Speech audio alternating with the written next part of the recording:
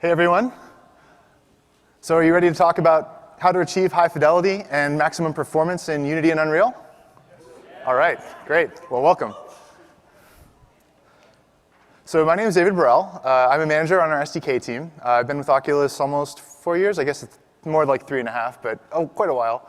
And yeah, I work on the engine integrations, which are essentially the VR subsystems in Unity and Unreal. We work closely with those two vendors to maximize performance and also improve the developer experience as much as possible.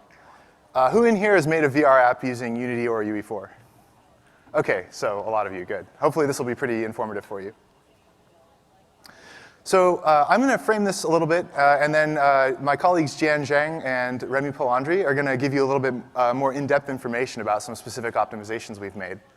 So what I'm talking about here is just kind of things to be aware of in terms of VR performance and how you can generally avoid pitfalls, and some of the things we do behind the scenes for you.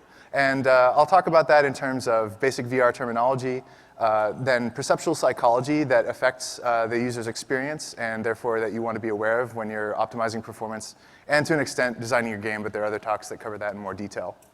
And then we can talk about some of the specific tools without considering the techniques we're going to introduce later that you can use to rule out kind of low-hanging fruit as you're debugging your apps. So let's get started. What does our SDK do for you?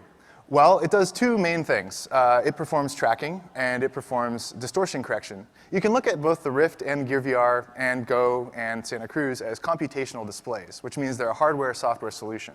So we're doing a lot of work in the software for you to correct for the fact that you're rendering to a panel that's inches or centimeters in front of the user's face. And also, there are lenses between that panel and the user's face to make it possible to focus on the panel. So the first and most obvious thing that we do in the rendering is distortion correction. Who here worked with the DK1 or DK2? OK, maybe half of you. Wow, that's more than I would have thought. So yeah, as you know, we've come a long way since then. But yeah, if you ever took the lenses off, you could see the panel had these big bubble shapes on it. And those are barrel-distorted versions of the textures that you submit to our SDK. To render those textures, you need information from us. And so that's where that head pose and eye fields of view and the eye offsets come from. So each frame, you essentially query our SDK for the current configuration of the user, including hand poses, head pose, FOV, interaction distance, which you can adjust with that slider in real time. And then you render a frame. And that may take 10 to 16 milliseconds. And then when you're done, you pass us these textures back. And this should be old hat to most people in this room. But just to let those who don't normally program VR know, that's kind of what we're doing. So we achieve stereo by rendering two different images. And the images have different parallax. So although maybe future displays will support accommodation, which means being able to focus at multiple depths, we're primarily achieving that sense of depth by having different content for each eye. And that's, your brain is using vergence to create that sense of stereo, being able to toe the eyes in differently and also comparing shapes at a high frequency. So the aberration of the light is actually different per wavelength. We also perform chromatic aberration on Rift, where GPU resources and the optics make that a wise trade-off. What else do we do? We also perform a latency correction. So in the 10 to 16 milliseconds that you may spend rendering the image, the user's head may move significantly. And if it was just a linear motion, we could predict where their head was going to be at the end of the rendering, because we know when the display is going to scan out next. But you can accelerate your head at any time, and so our prediction becomes less accurate the more you move your head. So we actually take the rendered image that you give us, and we shift it opposite your head motion. And that's the technique we refer to as Timewarp.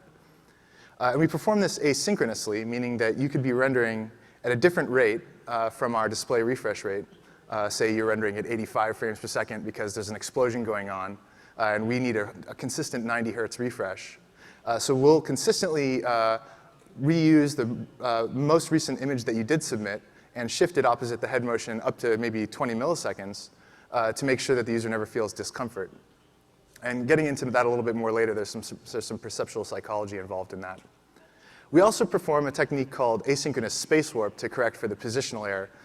Those of you who are familiar with graphics may have noticed that shifting the image only corrects for rotational latency. So we have some some more magic we do behind the scenes in asynchronous spacewarp to correct for the positional component of that error. But it's usually much less significant the error than the rotational error. And we'll get into optical flow in a moment to understand that. So I've already mentioned a couple of things that relate to perceptual psychology. As you can see, VR does have a lot of correlations with that. So what are the ones that you need to be the most aware of? The first is probably binocular disparity. As I mentioned before, we're using differences between the two eyes' images to create that sense of depth. As the programmer, you also have the ability to create different content for each eye. And sometimes it's possible to do that accidentally, leading to artifacts. So in this case, a very simple case, I've down-resed the image significantly. And you can see that some of the pixels look the same in this flat image, but if you were to look at them as a stereo pair, your eyes would quickly lock in on the circled pixels where there's a gross disparity. The lesson is that you want to use techniques that converge on physically correct results, like multi-sample anti-aliasing, supersampling. So techniques like FXAA and SMAA may look good in some cases, but in general, they do tend to produce physically inaccurate results. And so if you see sparkling in your image, that can be a result. So there are definitely performance trade-offs there, choosing between those different techniques. So we recommend multi-sampling, and there are particular levels that I'll recommend later. But that's one thing to be aware of. Another is optical flow. As I alluded to before, your sense of motion is influenced by optical flow in the image. So that means features of the image that the user sees are contracting or dilating around a center that you're either moving towards or away from.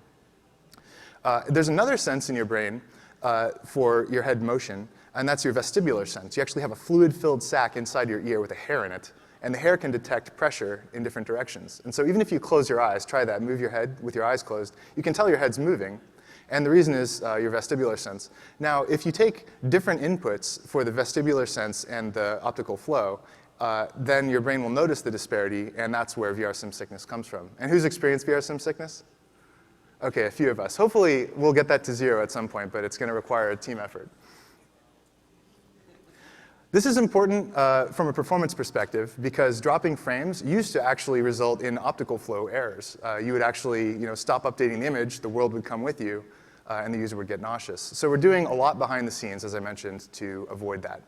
And there's a lot more we're doing, too. If you just attended our PC SDK talk, we also balance throughput and latency for you behind the scenes using a technique called phase sync. And there's a lot of other work going on in there.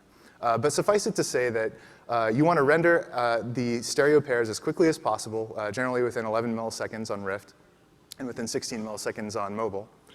And then you submit them to us, and we post-process them, as I mentioned. So what if you're not rendering at 90 frames per second on Rift or 60 frames per second on Gear VR? How can you debug that?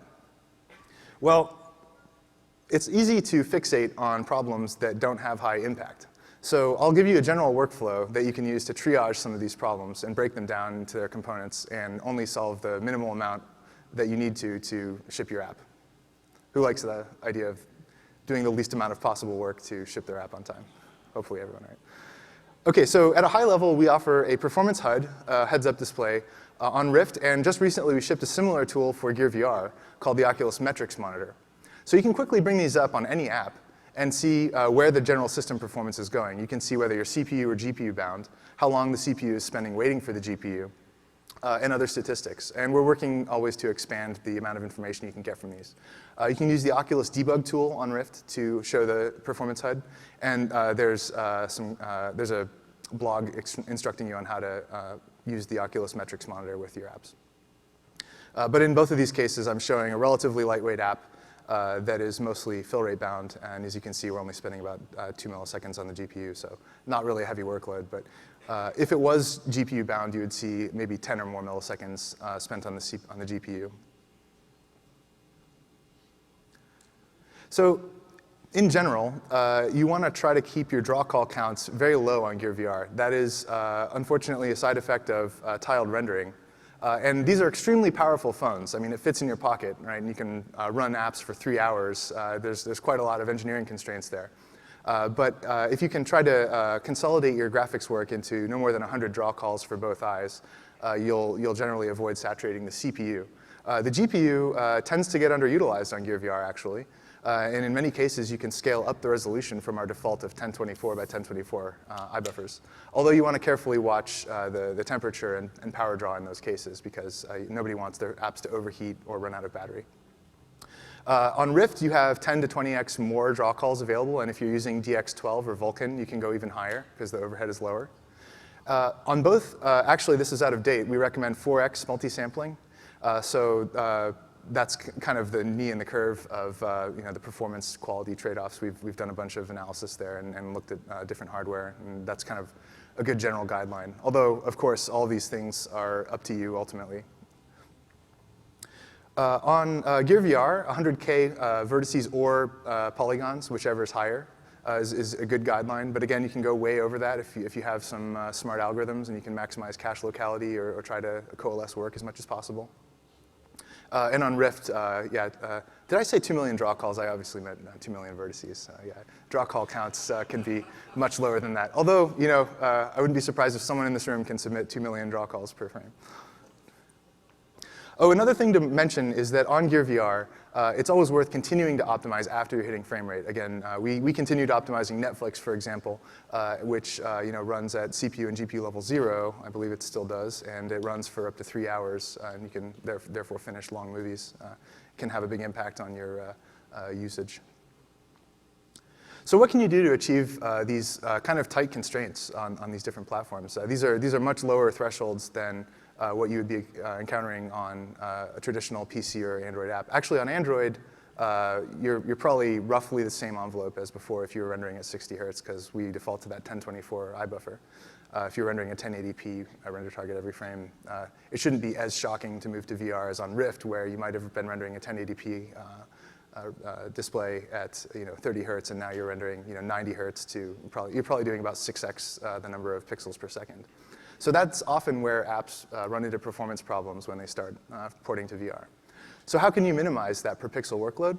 Well, I don't want to name names, but there are a lot of people who don't even generate MIP maps. So that's one of the first things I would recommend looking at. Try to use trilinear filtering or anisotropic filtering, and be sure to generate MIP maps, because not only will it provide a better average over the texels that a pixel's hitting, it'll also sample from a smaller working set in the texture and thereby improve your cache locality and texture bandwidth cost. You can do similar things with meshes. Level of detail is kind of a pervasive concept. So you can, in Unity, for example, provide multiple copies of a mesh using Simplygon to successively downsample it, and then have Unity select based on how far away the mesh is, or how perceptually salient it is, how close to the center of the field of view it is, or other factors. You can actually control that to some degree. And similarly, that LOD group, will select different paths in the shader code. So you can write simpler versions of your shader for ice or something. If it's close to you, you can do the expensive raycast with multiple bounces and participating media. Or for faraway stuff, you can just do a simple color lookup. And therefore, focus the GPU bandwidth on stuff that's the most important. OK, so suppose you're CPU bound. Well, luckily, there are a lot of really good tools, both on Android and PC, to help you debug those issues. Unity and UE4 both have profilers you can use. I'll show you some screenshots in the Unity profiler just so you know what to expect. But generally, they're a hierarchical view where you get a top-down understanding of where the performance is going.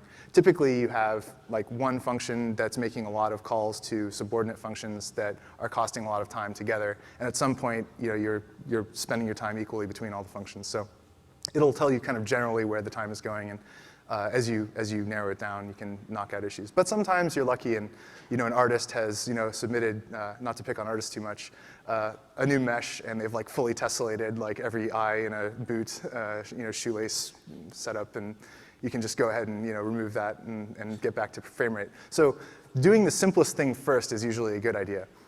Bisecting, meaning cutting in half the distance you're searching successfully in the revision control history, is a good place to start. If there's one big commit, you can take successive subsets of the scene to see which exact asset is causing the performance issue. Oftentimes, CPU work will be going to physics, animation. Scripting is usually the first thing people look at, but often they're fitting within a 3 millisecond kind of bucket that you don't need to worry as much about. So It's fortunately very easy to narrow down those scripting problems, but we've often seen cases where people have like set collision tolerances too low, and then therefore like the physics solver spends too many iterations. So look at the whole system and try to zoom in on the problem areas as a philosophy. Also beware of memory management. Allocating and destroying objects every frame does add up. Even though you're net zero in memory utilization, it's fragmenting memory, and eventually the GC has to reallocate things, or different GCs work in different ways. But we've seen a lot of cases where many small allocations and frees pile up, and a second later you don't know why, but there's a giant GC spike, and that's usually the root cause. If you're GPU bound, typically that's because you're either submitting too much geometry, too many draw calls. Maybe draw calls aren't getting coalesced by batching for some reason. Maybe you're not using the same texture or shader configuration on all of them. So you can dig in. Unity has rendering stats that you can always look at in the editor scene view, but then in the GPU view, unfortunately that only works on Windows. It'll show you hierarchically, similarly to what you get on PC.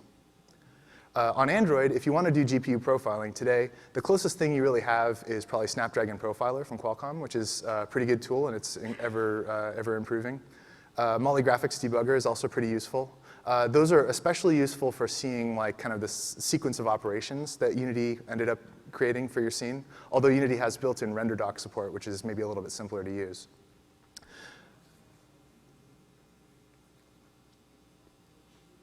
OK, here's a view of Unity's hierarchical profiler. So in this case, we have a apparent CPU slowdown, but it's actually waiting on the GPU. And we're not seeing anything in the GPU graph here. But what's actually happening is, I think we narrowed this one down to page fault. There was something with the way the vertex buffers were laid out that was causing a lot of slowdown. So yeah, if you see this wait for GPU in the CPU profiler, that's actually your GPU bound. So it looks like you're CPU bound. Don't be fooled. On Android, there's this excellent system-wide profiler that comes with the SDK called Systrace. You can generate these traces using ADB. There's a workflow on the Google website. You can, I'll share after the presentation if you want, just reach out to me. But if anyone doesn't know how to use Systrace, Google has pretty good documentation on it. It generates these pretty good HTML reports that you can zoom in on. So here I've zoomed in the bottom, and I'm looking at the CPU frequency over time. It's also showing me like what all the other processes in the system are doing, so I can see if there's like a rogue Wi-Fi or Bluetooth driver eating up performance. And on Windows, we often use GPU view, which is unfortunately misnamed. It's actually an excellent tool as well, and it'll show you whole system utilization. So if you have drivers that are misbehaving and it's not your app, you can see that. But both of these tools can be kind of information overload. So again, you want to start kind of with the simplest tool and successfully get more low level and not dive into tools like this if you're not sure where the problem is. OK, so that's kind of framing our general approach to performance, what I'd recommend in a lot of cases. But we also do a lot of work with Epic and Unity. And to talk to you about one of those techniques, stereo shader reprojection, is my colleague Zhang. Thank you.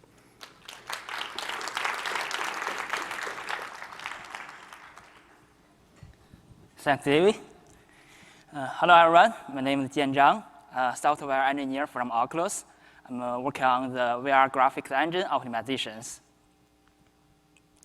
So today I want to share an exploration we did. We call it stereo shading reprojection, which is a technique for remapping rendered pixel from one eye to another eye for saving GPU performance on PC VR. So check about this picture. For VR apps, it actually renders two images from two camera views, the left eye and the right eye. So these two images actually looks very similar. So the idea is like if we can share some pixel rendering between these two images, we should be able to benefit from it. That's what our technique is going to talk about. Let's go straight into the basic step, how we do the reprojection. First, you need to render your left eye normally, but back up the depth buffer and the color buffer before the transparency pass. Then before you render your right eye, you need to have your right eye depth buffer available. A lot of engines can do that by depth prepass. We render a full screen code. We call it the reprojection pass. In this pass, for each pixel, we can read the depth value from the depth buffer. We can know the screen space UV position. Also, we can know the right eye inverse view matrix. inverse view projection matrix. Using these three elements, we can reconstruct the world position easily. After we got the world position, plus your left eye view projection matrix, we can easily reproject this back to your left eye screen buffer. We use this coordinate we got to directly reading your left eye color buffer, then output. Done. This is the basic reprojection path we did. After you do this, you can see something like this. This is your left eye image, then there's the reprojected image. It looks almost like right. However, not that simple. Let me zoom in a little bit here. You may see some weird stuff on the foreground object's right edge. Let me mask those areas as green color so you can see them more obviously. For those areas, there's some strange pixels there. Those locations are supposed to be the background, not the foreground. So where those artifacts come from? Let's check out this diagram. You have your left eye camera, your right eye camera, you have a square object. This is from the top-down view. For some pixels, like a position A, both your eye can see it. There's no problem to reproject them. However, for some position, like a position O here, it's only visible to your right eye. That means this information is simply not available in your left eye frame buffer. There's no way to reproject that. How can we fix this problem? One straightforward idea is like we find out which pixel is occluded, then we re-render them again with normal path, with normal rendering path. But the question turned out to be, so we need to know which pixel is occluded, which pixel is not. Let's check out the visible pixel A here again. You can see because these two eye cameras are parallel to each other, pixel A actually have the same depth in left eye and the right eye. For pixel O, if we reproject it back to your left eye frame buffer, what you see there actually is a pixel X. So that means there's a mismatching between the depth value. So we can go to our conclusions.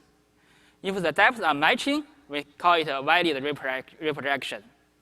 If the depth is not matching, we call it invalid reprojection. For those valid reprojection areas, we don't want to render them again.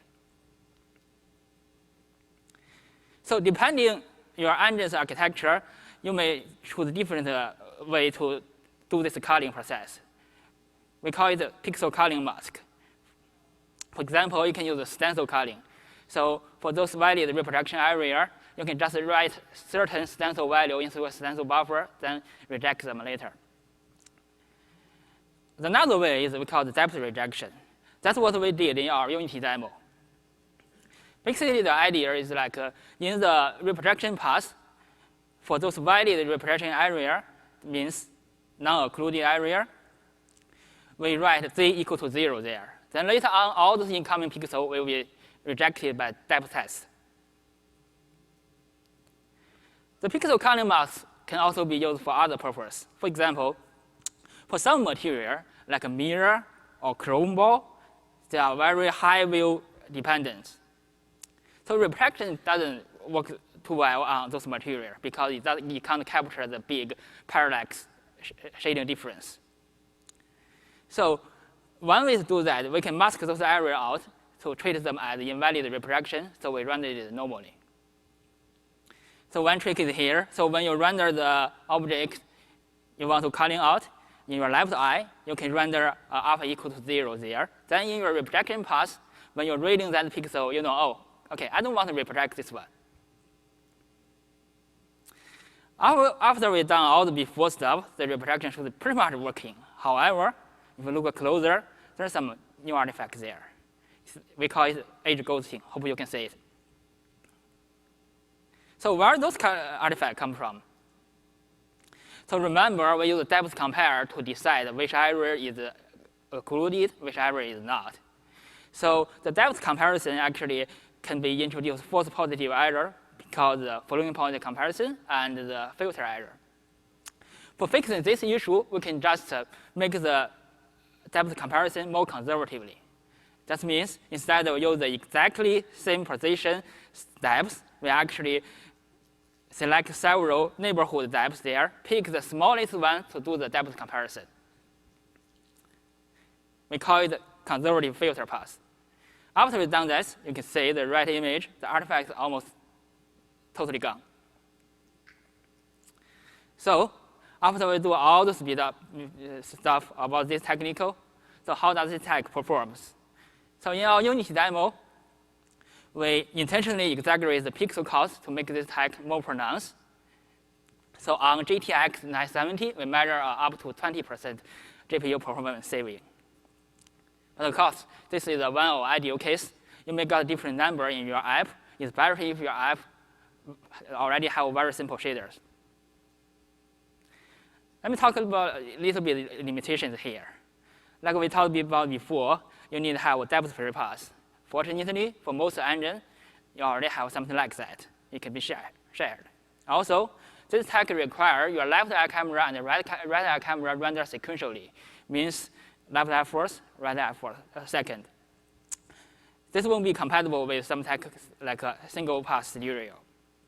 The third one, like what we talked before, so for very high wave dependent shading effect, the reprojection can't capture the big parallax difference. We provide a way to mask those material out.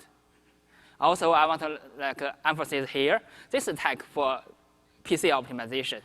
On mobile, because the mobile have a different tile GPU architecture, the resolve cost is high. Also, the shader is already super simple, so it won't benefit from it. What we like to do in the future? So there's still something we can do. In our Unity app, because we implement this all in the script level, we don't have a fully control of everything. There are some unnecessary resolving costs. We like to remove them. Also, for the filtering pass, we should be able maybe reduce the sample number or do something else to reduce overhead. Also, there's another interesting idea is like for those high wheel dependent material. If we can, when we render the material in the left eye, instead of output 1 pixel, we output 2 color pixels, both for left eye and the right eye, we may be able to actually reproject them correctly. Yeah, let's stop here for this tag. If you want to check more detail, actually we have a blog post in our Oculus developer website. Also, if you search stereo shading reprojection in Unity Asset Store, you should be able to find a demo there.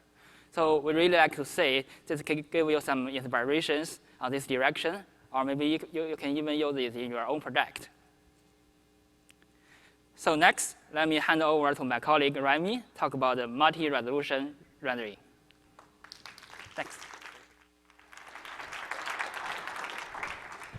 All right. Hey, everyone. Thanks for coming. So let's dive right in. Today, my name is Remi Palandri, and I'm a software engineer at Oculus, specializing in low-level graphics software. And we're going to be talking about multi-resolution rendering. So before we go deep inside multi-resolution rendering itself, let's take a step back and think exactly about what GPUs really do. So what GPUs do, really, is that they project your 3D virtual scene into a 2D texture that is going to be displayed on the 2D panel. And they do that with a technique called linear projection. And this is really important because this is really what GPUs do at a hardware level. So the reason what linear projection is, and the reason we do it, is linear projection is a way to project a 3D environment onto a 2D environment with a limit that basically pre-projection, if you have a line, post-projection, if you use linear projection, you're also going to have a line. So this allows us, for example, when we have a 3D triangle, this is, by the way, why all the 3D content out there is based on triangle. This allows us to know that a 3D triangle pre-projection is going to be a 3D triangle post-projection. So when we want to project really complex objects, we only actually need to project the edges of your 3 triangles, the 3 edges of your triangle, and then you just do cheap linear combinations to get the full 2D triangle. For example, that's the difference between linear projection-based rasterizers and ray tracing. And this is how we get real-time performance, really. So this has been working great for literally 30 years. Because what we used to look at was 2D panels. So since we literally look at a linear shape, a quad, this works great. This is exactly what we want. And we can have really wide field of views with it. Everything works. So the thing is, in VR, that's not really what we do. Although we do look at a 2D panel, there's a lens in between our eyes and the panel that warps the scene to be basically a sphere around you. That's how we're so immersed in VR. And we have a distortion path in the SDK that basically warps your 2D surface that you rendered into this basically sphere. And this doesn't work so well, as we're going to see. So that's what we're going to be actually looking at. And when we do this warping operation, we'll see that it's not really fair. There are some pixels that are more taken into account than others. So if we look at two different areas of our field of view, as traced here, so we see those two blue areas. The middle blue area is going to be the center of your field of view. So this is obviously a 2D site from above it. So we're going to see the center of your field of view, and then the left one is going to be the complete left side of your field of view. So if we look at how the texture, at which parts of the texture are being used for the center and the left side, although those two areas, as you can see, are approximately the same angle. If we look specifically inside here, you can see that the left area of your field of view, so at the edge of your eyesight, is way overrepresented. It uses way more texture than the area in the middle. This is, by the way, why on Rift, if you look at the exact details, we render into a render target texture that is 1.4 times the resolution of our screen. That's not why, because we're trying to do super resolution stuff. No, that's just because that's the texture we need to render into if we want to have a 1-to-1 pixel density in the middle, which puts us at a 1.4 pixel density on the sides. Literally, on Rift, right now, and on any VR render that you will ever see, the pixel density on the side is higher than one in the middle, which is kind of crazy when you think about it, because if anything, we'd really want to have a higher pixel density in the middle, because when you look at an object, really you rotate your head, you put that object in the center of your field of view, and then you look at it. So if anything, we'd like to overrepresent the middle and not the sides. And then even if you actually cared about having great pixel density on the sides, if you actually look at it, you're going to have crazy blur and crazy chromatic aberration because of the lenses. So it's not even useful. But right now, that's what we're doing. And we're basically spending so much GPU time at something that is useless. And everybody's doing it. So, and this is across PC and mobile everywhere. So there's been a lot of research across the entire VR industry in ways to try to solve this. And today, specifically, because it's not like we have 2 hours, we're going to focus on the mobile aspect of it, on Gear VR and on standalone devices such as Santa Cruz and Oculus Go. So the first thing we tried, and we actually did a talk about this at GDC 2017 with ARM, is inset rendering. So what inset rendering is basically instead of rendering into one texture, which is one 2D panel, you render into two. So you have, which is what it looks like on the left here. So you render into two projection matrices that are coplanar, so they're parallel to each other, but you have a smaller one, which is called the inset one, that's high resolution, low field of view, just for the center of your screen, the place that really matters. And then you also render into a big one at full field of view, lower resolution. So instead of having one render target, you've got two now. And this is actually multiview compatible, so which is pretty cool. So what multiview is what we use to only do one draw call and go, we call it two-way multiview. And we have one draw call, and that creates two projections, one for the left eye and one for the right eye. And we can actually do four-way multiview, which is one draw call that goes to left eye inset, left eye outset, and then right eye inset, right eye outset. So this doesn't actually require many pipeline changes in the engine. But unfortunately, nothing's ever free, and if you want to do 4 projections, you got to pay, well, in 4 instead of 2, you got to pay 2x the vertex cost in your GPU. And it's not like we have a crazy vertex like system on Gear VR and on some devices, so that's really performance impacting. And then the issue with inset rendering is that since you have that really high area in the middle, that really high resolution in the middle and lower resolution on the sides, when your eye goes from the high resolution area to the low resolution area, and this is headlocked, this is based on your projection matrices, so this moves with you. When you basically move around, you see those lines that go from the high resolution area to the low resolution area, and they pixelate everything, and it's kind of crazy. And so this is not really shippable in any state. This is cool experimentation, but not really, doesn't really work. So we thought about it, and we thought about what actually matches, because this is what we're trying to do, what linear shapes match a sphere really well. So actually, what matches a sphere pretty well is really a cube inside the sphere. If you try to basically put a Rubik's cube inside a sphere, it's not that far away. So that's what we came up with when we did cube corner rendering. So what cube corner rendering is, and this is also not going to work, spoiler alert, but we did some work on it, so I'd like to get credit. Is basically, instead of rendering into two surfaces, we render it into a cube map, because it matches pretty well. So this is 3 non-aligned projection matrices, and you render into a cube map render target. So rendering into a cube map render target is not something super new in the field of video games. A lot of people do that for real-time specular highlights. So you render your area around, if you have a car game, around your car, and then you can use that for specular and reflections. This is currently not multiview compatible because multiview renders into an array, and this is a cube map, but we could probably alias one to another with driver extensions or Vulkan, so this is not a huge problem. But basically what it comes down to is that now instead of rendering into one surface, you render into 3, so you've got a 3x vertex overhead, so this begins to be really expensive. Although it was really cool because we got a great linear pixel density, because as you can see on the graph, there's no real drop from one angle to another. So this has actually had great visual quality, but also we didn't ship it. So this is when we thought about how to basically mix all this together, and we came up with the idea of scaled bin multi-res. And by came up with the idea, I mean we got an email from Qualcomm's GPU team saying, hey guys, we've got this great new GPU driver, you want to check it out? And we're like, yeah, sure. And so that's what scaled bin multi-res is. Before we go into scaled bin multi-res, let's take a step back and think about how mobile GPUs work. So there's a really big difference between PC GPUs and mobile GPUs. On a PC GPU, you do your draw calls, right? And when you do a draw call, the GPU driver basically logs the texture, renders your object from your draw call into the texture, and then tells you, all right, texture's done, and you render each object sequentially into your textures. So on mobile GPUs, it's completely different because of thermal and memory constraints. Mobile GPUs are called TAL GPUs. So what they do is that they wait for the entirety of your scene to be drawn, so every single draw call, and then they do what we call the resolve, in which they subdivide the texture you're rendering into subtiles, and then they render tile by tile all the draw calls batched together.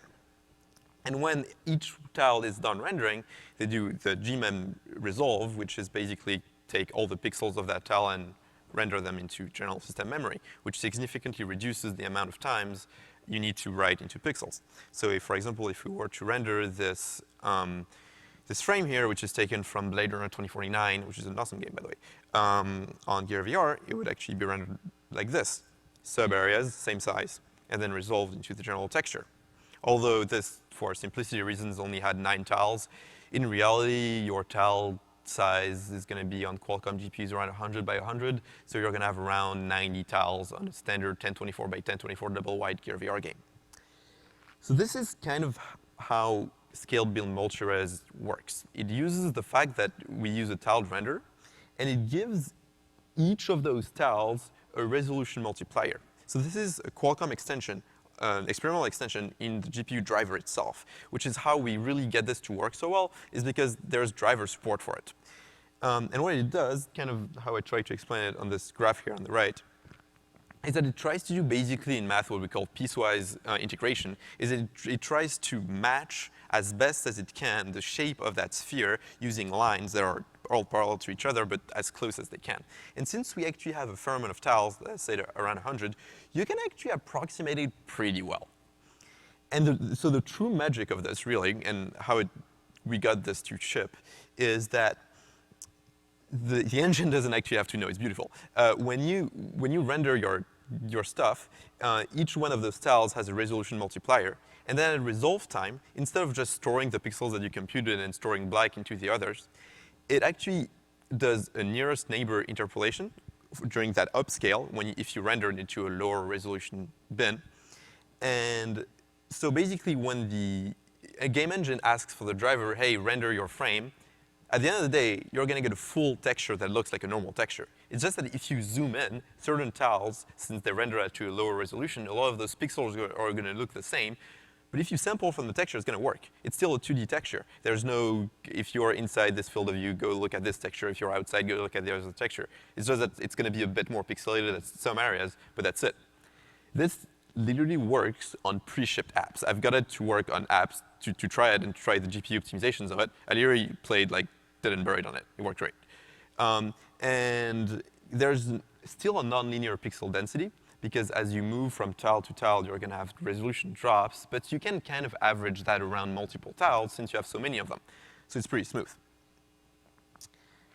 How it works, if we go back to our previous screenshot, and we looked at how it would render this with scaled build multi-res, it would basically look like this. The inner tile that we care about, that's in the center of your field of view, still has its full resolution. But then the furthest we go, the furthest we drop the resolution because of all the things I explained at first, and because we don't care that much about those tiles anyway. And then when we resolve it, it resolves them into the general texture, and so we get our normal texture and everybody's happy. How we basically control this at an SDK level, and this is still under work, but is that we define multiple areas in an equation for pixel density per tile. We have a full resolution area, so this is going to be all the tiles that are considered really important to us, and we don't want to drop anything. There's going to be on the sides, so top left, top right, bottom left, bottom right.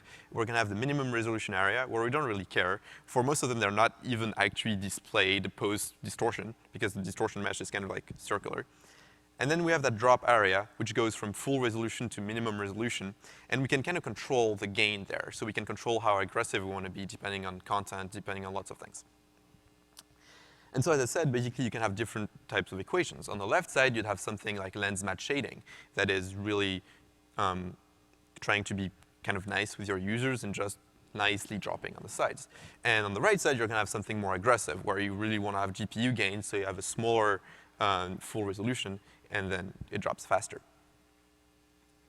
And we can do this across a wide range of render targets. You can do this with double wide render targets. UV4 does that. You can do this with multiview. You can do this with a wide range of different math equations, basically.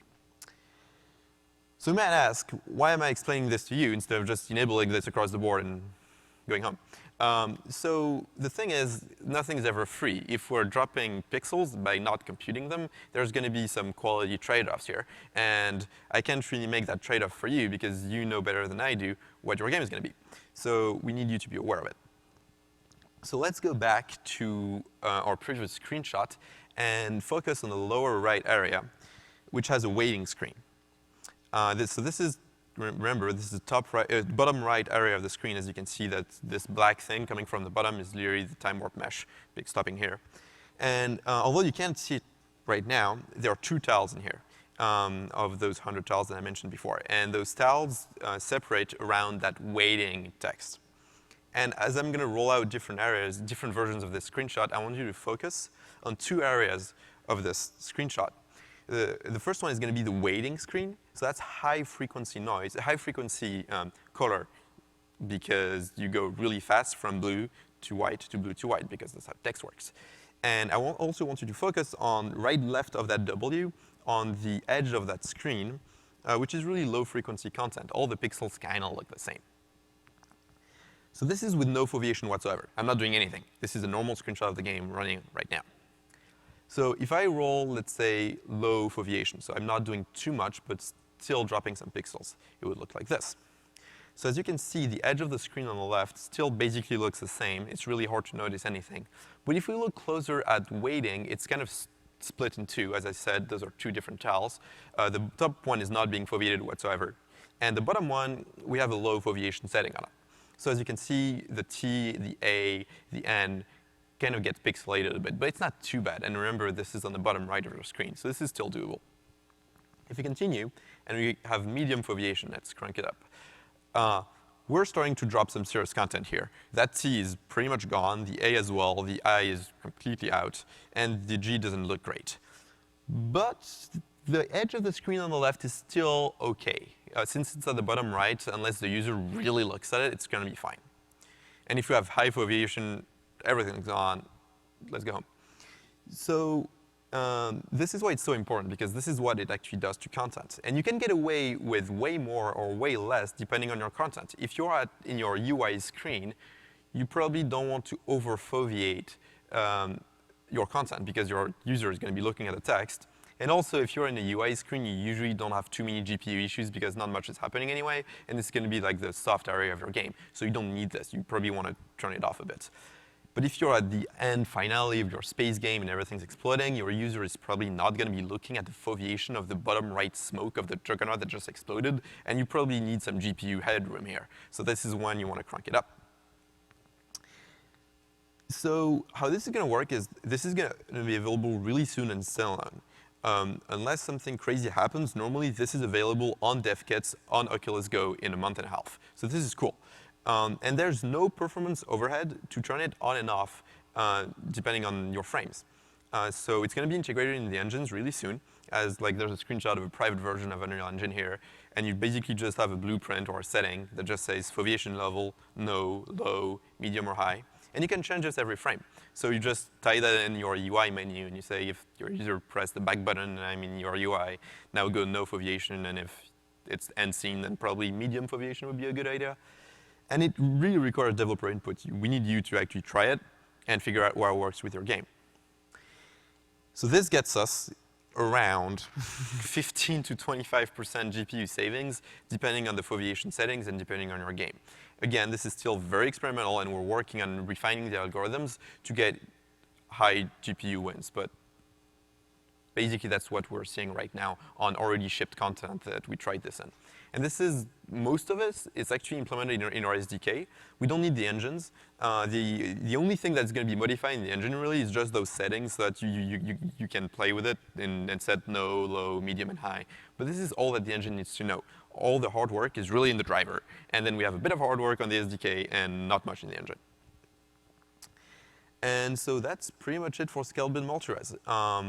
And if you're interested in research in that area, which is lens match shading and all that, there are two related tracks at OC4 by AMD and NVIDIA, yes, about the PC side of those and what research they did to solve the exact same problems of lens match shading on the PC side. And thanks a lot to Qualcomm for developing this and working with us on us. It's really appreciated. And I'd like to invite Dave and Jian back up to stage for Q&A. And we even have a bit of time.